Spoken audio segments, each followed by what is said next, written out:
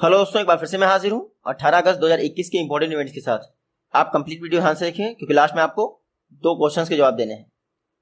आज का पहला क्वेश्चन है, national optical fibre network project NOFN national optical fibre network project किस वर्ष लॉन्च किया गया था? 2011 में। कब? 2011 में। चर्चा में इसलिए है क्योंकि जो मिनिस्टर ऑफ स्टेट हैं for skill development and entrepreneurship के राजीव चंद्रशेखर जी, उनके द्वारा कहा गया है कि 2024 तक इंडिया के 6 लाख गांवों को भारत नेट प्रोग्राम के तहत इंटरनेट कनेक्टिविटी प्रोवाइड की जाएगी। लेकिन आप ये मत समझिएगा कि जितने गांवों को इंटरनेट कनेक्टिविटी मिलती है वहां पे इंटरनेट चलता है। मेरे गांव में भी भारत नेट प्रोग्राम के तहत जो है वाईफाई हॉटस्पॉट लगे हैं, जो कि पिछले 3 साल से ऐसे बेकार डिब्बे पड़े हुए हैं, उनमें लाइट जलती रहती है, बस इतना याद रखिए।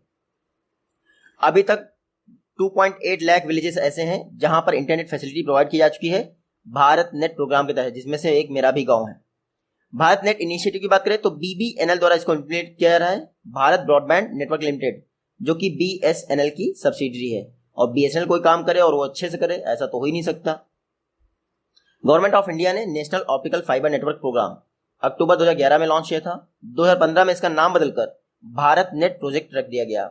स्टार्टिंग में कहा गया था कि भारत नेट प्रोजेक्ट के तहत 2.5 लाख ग्राम पंचायतों को जोड़ा जाएगा। हालांकि अब कहा गया है कि 6 लाख विलेजेस, इन सभी को भारत नेट प्रोग्राम के तहत जोड़ दिया जाएगा 2024 तक। नया क्वेश्चन है, हिंदुस्तान 228 एयरक्राफ्ट किसने डेवलप किया है? तो इंडिया में सिर्फ एक ही बॉडी है जो एयरक्राफ्ट बनाती है, नहीं हवाई जहाज। तो हाल ही में हिंदुस्तान 228 एयरक्राफ्ट को HAL हिंदुस्तान एरोनॉटिक्स लिमिटेड ने बनाया है। ये देख लीजिए, हिंदुस्तान 228 ये एक सिविलियन एयरक्राफ्ट है जिसको हिंदुस्तान एरोनॉटिक्स लिमिटेड ने बनाया है। 19 सीट्स का ये विमान है, यानी कि 19 लोग बैठ सकते हैं इसमें, और रीजनल कनेक्टिविटी स्कीम को सपोर्ट करेगा। तो हिंदुस्तान 228 एयरक्राफ्ट किसने बनाया है? HAL Hindustan aeronautics limited. HAL की बात करें 1940 में स्थापना हुई थी, बेंगलुरु में हेडक्वार्टर है। CMD कौन है? R माधवन। नया क्वेश्चन देखते हैं, green and sustainable deposits account किसने स्टार्ट किए हैं? तो ये HDFC बैंक ने स्टार्ट किए हैं। एक्चुअली ये स्कीम है क्लाइमेट चेंज से इन्वायरमेंट को बचाने के लिए, green and sustainable deposits scheme launch की है HDFC बैंक ने। इसमें क्या होगा, आपको डिपॉजिट करना होगा एक लमसम अमाउंट 36 to 120 मंथ के लिए, 36 to 120 मंथ के लिए, यानी 3 साल से लेकर 5 साल के लिए आपको डिपॉजिट करना होगा, जिस पर पर ईयर 6.55% इंटरेस्ट रेट मिलेगा आपको। अगर आप सीनियर सिटीजन हैं तो आप एक्स्ट्रा इंटरेस्ट रेट पाएंगे 0.25%। तो याद रखिएगा, green and sustainable deposit scheme किसने लॉन्च की है? HDFC ने। क्लाइमेट चेंज से लड़ने के में हेल्प करेगा आपका। HDFC बैंक की बात करें तो 1994 में स्थापना हुई थी, मुंबई में हेडक्वार्टर है। टैगलाइन क्या है? We understand your word. और ये कितने अच्छे तरीके से हमारा वर्ड समझते हैं ये मुझे पता है। MD एंड CEO कौन है HDFC बैंक के? शशिधर जगदीशन। नेक्स्ट क्वेश्चन है, एम्स नई दिल्ली के वर्तमान में डायरेक्टर कौन है? तो एम्स नई दिल्ली के वर्तमान में डायरेक्टर हैं डॉक्टर रणदीप गुलेरिया। चर्चा में क्यों है? क्योंकि all India institute of medical sciences यानी एम्स नई दिल्ली इंडिया का पहला हॉस्पिटल हो गया है जिसने अपने ही प्रीमिसेस में फायर स्टेशन स्थापित कर दिया है। यानी अगर आग लगती है कभी एम्स नई दिल्ली में तो तुरंत का तुरंत आपको फायर ब्रिगेड मिल जाएगी। कुछ दिन पहले आग लग गई थी ना एम्स में, आपको पता ही होगा, 1-2 पेशेंट मर भी गए थे इसकी वजह से। तो इसको देखते हुए एम्स नई दिल्ली इंडिया का पहला हॉस्पिटल है जो कि अपने ही प्रीमिसेस में फायर स्टेशन ओपन कर रहा है। इसके लिए एम्स ने दिल्ली फायर सर्विसेज के साथ एग्रीमेंट किया है। एम्स नई दिल्ली, देखिए इंडिया में टोटल 22 एम्स हैं, जिसमें नई दिल्ली एक है। 1956 में इसकी स्थापना की गई थी। जनवरी 2020 तक की बात की जाए तो 15 एम्स इंडिया में जो है चल रहे हैं और 8 नए स्थापित हो जाएंगे 2025 तक। तो टोटल 23 एम्स हो जाएंगे इंडिया में 2025 तक। एम्स के डायरेक्टर हैं रणदीप गुलेरिया। नेक्स्ट क्वेश्चन है, हर्षित राजा इंडिया के 69th ग्रैंड मास्टर बने हैं। ये कहां से बिलोंग करते हैं? तो हर्षित राजा ये बिलोंग करते हैं आपके महाराष्ट्र, पुणे से। ये हैं हर्षित राजा, इंडिया के 69वें ग्रैंड मास्टर बने हैं, याद रखिएगा। इन्होंने हराया किसको है? तो डेनमार्क के वैगनर को हराया है। ये हैं हर्षित राजा, इंडिया के 69th ग्रैंड मास्टर बने हैं, पुणे से बिलोंग करते हैं, महाराष्ट्र। ग्रैंड मास्टर कौन घोषित करता है? International chess federation. 1924 में स्थापना हुई थी, लोसाने स्विट्जरलैंड में हेडक्वार्टर है। CEO कौन है? GD बॉर्ग, याद रखिएगा। नेक्स्ट क्वेश्चन देखते हैं। कोमालिका बारी ये अंडर 21 वर्ल्ड आर्चरी चैंपियन हो गई हैं। ये कहाँ से बिलोंग करती हैं? तो कोमालिका बारी जी झारखंड से बिलोंग करती हैं। ये देख लीजिए, ये हैं कोमालिका बारी जी, झारखंड से बिलोंग करती हैं। अंडर 21 वर्ल्ड आर्चरी चैंपियनशिप में इन्होंने गोल्ड मेडल जीता है। ये यूथ वर्ल्ड चैंपियनशिप हो रही थी आर्चरी के लिए पोलैंड में, तो इसमें आपकी कोमालिका बारी ने गोल्ड मेडल जीता है। अगर बात करें पार्थ सोलंकी की और कोमालिका बारी की, तो उन्होंने मिक्स इवेंट में इंडिया को रिप्रेजेंट किया और दोनों ने गोल्ड मेडल जीता। वर्ल्ड आर्चरी की बात करें, वर्ल्ड आर्चरी फेडरेशन 1931 में स्थापना हुई थी, हेडक्वार्टर है लोसाने में और उइगर एडेनर प्रेसिडेंट है इसके। नेक्स्ट क्वेश्चन है, राला मंडल सेंचुरी कहाँ स्थित है? तो राला मंडल सेंचुरी इंदौर में स्थित है। कहाँ पे? इंदौर में।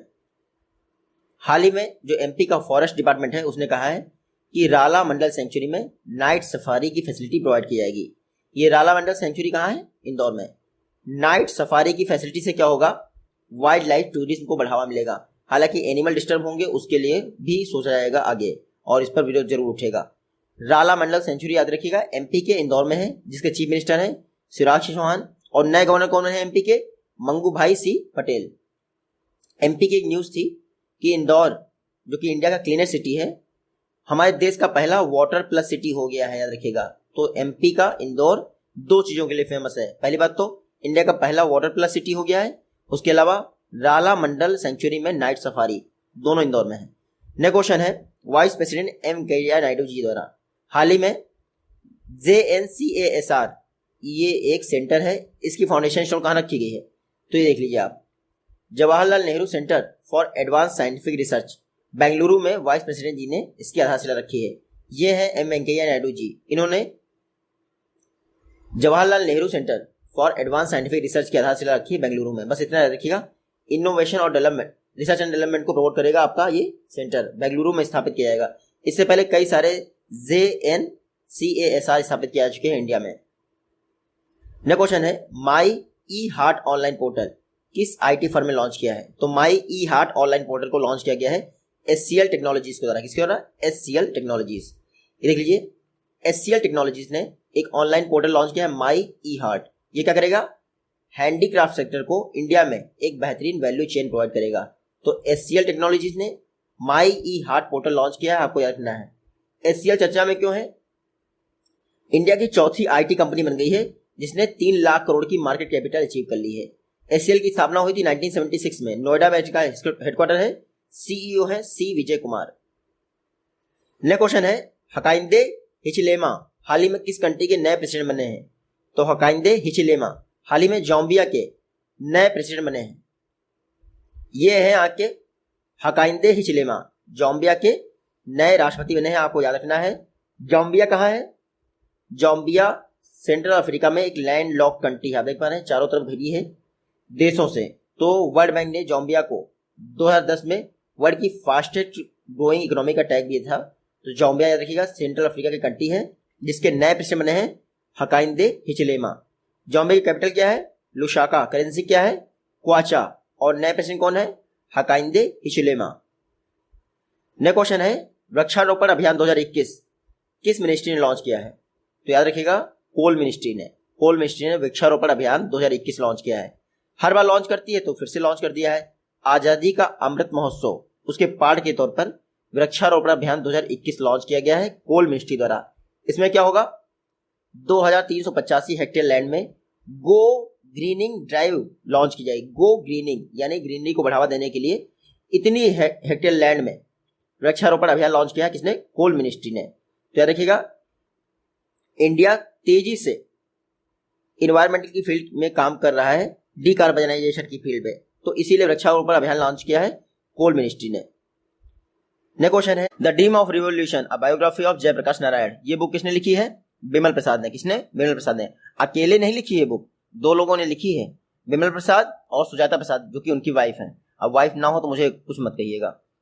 देखिए, बिमल प्रसाद द्वारा ये बुक लिखी है, जयप्रकाश नारायण जी की लाइफ पर आधारित है, द ड्रीम ऑफ रिवॉल्यूशन। बस इतना ही नाम है, रखिए द ड्रीम ऑफ रिवॉल्यूशन, आगे मत याद रखिए। एग्जाम में आपसे क्वेश्चन पूछेंगे कि किसकी लाइफ पर आधारित है? जयप्रकाश नारायण जी की लाइफ पर आधारित है। नेक्स्ट क्वेश्चन है, फाइनेंशियल इंक्लूजन इंडेक्स किसने इंट्रोड्यूस किया है? तो इंडिया में पहली बार फाइनेंशियल इंक्लूजन इंडेक्स रिलीज किया गया है आरबीआई द्वारा। इंडिया में कितना फाइनेंशियल इंक्लूजन है? देखिए, फिनांस से रिलेटेड जितने सेक्टर हैं, banking, insurance, investment, postal, pension, इन सब का एक कॉम्प्रिहेंसिव डिटेल प्रोवाइड किया जाएगा फाइनेंशियल इंक्लूजन इंडेक्स में। पहली बार जारी किया गया है मार्च 2021 के दौरान। इंडिया में फाइनेंशियल इंक्लूजन इंडेक्स का स्कोर कितना था? 53.9। आपको याद रखना है 53.9 था फाइनेंशियल इंक्लूजन इंडेक्स का स्कोर।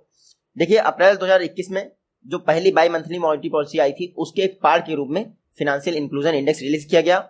इसमें 0 से 100 के बीच में मार्किंग की जाती है। जो 0 है वो फाइनेंशियल एक्सक्लूजन को रिप्रेजेंट करता है, यानी 0% फाइनेंशियल इंक्लूजन। वही 100 जो है वो आपके कंप्लीट फाइनेंशियल इंक्लूजन को बताता है। फाइनेंशियल इंक्लूजन 3 पैरामीटर्स पर बनाया जाता है। तीनों पैरामीटर देख लीजिए आप, क्या है? Access, uses, quality. इन 3 पैरामीटर्स में से सबसे ज्यादा वेटेज किसका है? यूजेस का। ये तीनों पैरामीटर और उनका वेटेज याद रखिएगा, ठीक है। उसके अलावा फाइनेंशियल इंक्लूजन इंडेक्स के 97 इंडिकेटर्स हैं, आपको याद रखना है। आरबीआई ने फाइनेंशियल इंक्लूजन इंडेक्स के लिए कोई भी बेस ईयर अनाउंस नहीं किया, यानी बेस ईयर नहीं है। हर वर्ष में जुलाई मंथ में इसको पब्लिश किया जाएगा, तो वर्ष में एक ही बार पब्लिश किया जाएगा फाइनेंशियल इंक्लूजन इंडेक्स को, जुलाई में। नेक्स्ट क्वेश्चन है, centre for science and environment किस वर्ष स्थापित किया गया था? तो 1980 में centre for science and environment स्थापित किया गया था। चर्चा में क्यों है? क्योंकि हाल ही में एक रिपोर्ट आई है, transparency index rating of pollution control boards on public disclosure, यानी स्टेट्स के जितने भी पोल्यूशन कंट्रोल बोर्ड्स हैं उनकी रेटिंग की गई है, जिसमें 29 स्टेट पोल्यूशन कंट्रोल बोर्ड्स ने, उसके साथ साथ 6 पोल्यूशन कंट्रोल कमिटीज ने पार्टिसिपेट किया है। इसमें से 17 बोर्ड्स ऐसे हैं जिन्होंने 50% से ऊपर स्कोर किया है, वरना सब बेकार काम कर रहे हैं जितने भी पोल्यूशन कंट्रोल बोर्ड हैं इंडिया में। अच्छा, नंबर 1 रैंकिंग किसकी है इस इंडेक्स में, ट्रांसपेरेंसी इंडेक्स में पोल्यूशन कंट्रोल बोर्ड के लिए? ओडिशा और तेलंगाना के जो पोल्यूशन कंट्रोल बोर्ड हैं वो ट्रांसपेरेंसी इंडेक्स में फर्स्ट है, इतना याद रखिएगा।